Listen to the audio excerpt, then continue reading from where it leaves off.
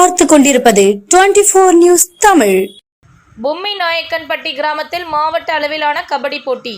மதுரை மாவட்டம் பாலமேடு அருகே பொம்மிநாயக்கன்பட்டி கிராமத்தில் ஸ்ரீ முத்தாலம்மன் ஸ்போர்ட்ஸ் கிளப் மற்றும் கிராம பொதுமக்கள் இணைந்து 3ஆம் ஆண்டு மாவட்ட அளவிலான கபடி போட்டி நடைபெற்றது.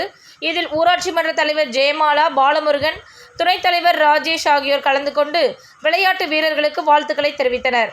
சிறப்பாக விளையாடும் அணியினருக்கு ரொக்க பரிசுகளும், சான்றிதழ்களும் மற்றும் கேடயங்களும் வழங்கப்பட்டது.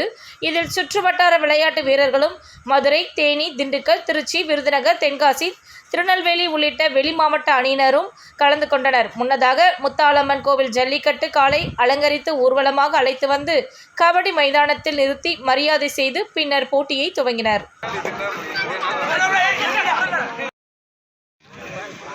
3ஆம் ஆண்டு மாபெரும் கபடி போட்டிக்கு நன்கொடை வழங்கிய அனைத்து